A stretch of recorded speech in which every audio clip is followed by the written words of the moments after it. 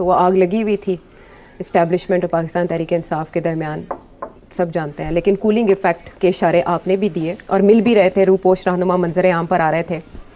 और इसके अलावा कुछ रियायत भी मिल रही थी, केसेस में ज़मानतें भी हो रही थी, सज़ाएं मुअत्तल भी हो रही थी। और आपने कहा था बैक एंड पे एफर्ट्स भी चल रही हैं कि दोनों के दरमियान बर्फ़ पिघले, और वो पिघल भी नज़र भी आ रही थी पिघलती हुई। अचानक ये हुआ कि इमरान खान साहब ने जेल में गुफ्तगू की, और गुफ्तगू बेलाग की। इससे पहले वो अपनी अहलिया को रोकते रहे, खामोश करवाते रहे। जब उनकी अहलिया ने एक पेशी के मौके पर कहा कि अगर मुझे इमरान खान साहब को कुछ हुआ तो ये 3 लोग जिम्मेदार होंगे, तो वो उनका बाजू पकड़ के खींचते रहे और उन्हें चुप करवाते रहे। आज वो खुद बोल पड़े और उन्होंने बहुत से इल्ज़ामात और बरह रास्त हमले किए हैं अहम शख्सियात के ऊपर, और लंदन प्लान के उन्होंने किरदार भी गिनवाए। उन्होंने मोहसिन नकवी साहब का भी नाम लिया, किसी को भी नहीं छोड़ा। आप कह रहे थे कि सब कुछ लवी डवी सा हो। इमरान खान साहब ने भी ये कहा है कि मैं तैयार हूँ मिलने के लिए, मैंने कभी ना नहीं की।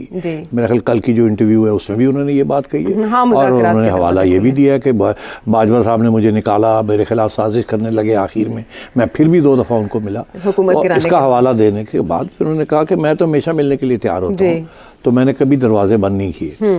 ठीक है ना। तो एक तरफ तो ये पहले भी उन्होंने कहा, आप भी कह रहे हैं, मगर ये भी सही है आपकी बात कि इस दफ़ा लगता ऐसे है कि सोची समझी एक टैक्टिक के तौर उन्होंने ये आउटबर्स्ट किया, ये जो बहुत सी बातें कर दी हैं। कुछ तो ऐसी बातें हैं कि मेरा ख्याल है कि आप वो रिपीट भी नहीं करेंगे मीडिया वाले। जी बिल्कुल ठीक है ना। आपने हर एक को टारगेट किया ऊपर से लेके नीचे तक। ठीक है।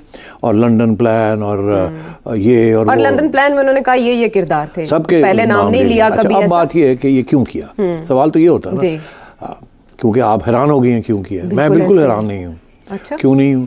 क्योंकि देखिए रिसेंटली ये लग ऐसे रहा था कि बर्फ़ पिघल रही है, ठीक, और एस्टैब्लिशमेंट के साथ दरवाजे खुलने लगे हैं। ऐसी तरह इमरान खान को ये सूट नहीं करता कि उसकी जो बाहर व्यूअर है ना, उसका जो सपोर्टर है, वो बहुत ज़्यादा एंटी एस्टैब्लिशमेंट हो चुका है। उसको ये बात पसंद नहीं आएगी कि इमरान खान फिर से कुछ बातें शुरू कर रहा है। इसलिए देखे जरा, इसलिए पिछले रोज़ जी वो कोर कमांडर के यहाँ चले गए। जी, चाहे इफ्तारी थी, चाहे इजलास था, चाहे ब्रीफिंग, जो भी था चले गए ना, तो वो उसकी बहुत बड़ी बात बन गई। ओ ये क्या हो गया, वजाहतें देनी पड़ी। हाँ, तो मैं समझता हूँ इन्होंने अब सोचा कि ये बहुत ज़्यादा उस तरफ चला गया। सभी बात करने शुरू कर दिए कि जी बेलें होनी शुरू हो गई हैं, रुक ही नहीं रही हैं। अदालतें जो हैं वो बिल्कुल अब ओपनली प्रो इमरान खान हो गई हैं। और क्योंकि ये लोग ये तो नहीं समझते आयशा कि अदालतें आज़ाद हैं या खुद अपनी फैसले खुद करती हैं, वो तो सोचते हैं उसके पीछे कोई और बैठा हुआ है जो करवा रहा है। तो लोग ये एक इम्प्रेशन क्रिएट होना शुरू हो गया था कि शायद खान साहब ने ग्रीन लाइट दे दी है कि ज़रा नरम करो और बात को आगे चलाओ। अच्छा। मगर ये जब बातें अब हम लोग आपस में बैठते हैं ना दोस्त यार, तो उससे पीटीआई के लोग ज़्यादा अगर 10 लोग बैठे हुए हैं तो 6 लोग पीटीआई सपोर्टर्स होते हैं, 2 वैसे ही चुप होते हैं, 2 नून लीग के सपोर्टर निकल आते हैं या पीपल पार्टी के सपोर्टर निकल आते हैं।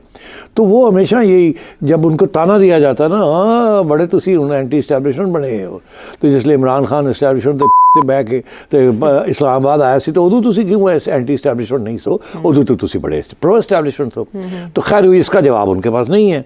वो कहते नहीं मगर देखे ना इन्होंने ये किया वो किया। तो अब आजकल क्या हो रहा है ऐसी गैदरिंग्स में, सोशल गैदरिंग्स में, जहाँ एक दूसरे को ताने लगाते हैं लोग बैठे हुए, तो लोग ये ओए तुसी तो फिर इस्टैब्लिशमेंट ना गप गल्लां करनी शुरू करती है। इमरान खान तो तैयार हो गया गल करने वास्ते इस्टैब्लिशमेंट। बिल्कुल। तो ਤੁਹਾਡੇ ਤੇ ਔਰ ਵਾਕਿਆ 'ਚ ਕੀ ਫਰਕ ਹੈ? ਤੁਹਾਡਾ ਜਿਹੜਾ ਬਨੀਗਾਲਾ प्लान है तो उन्होंने लंदन प्लान सी। जी ठीक है ना। तो मेरा ख्याल है खान साहब ने टॉक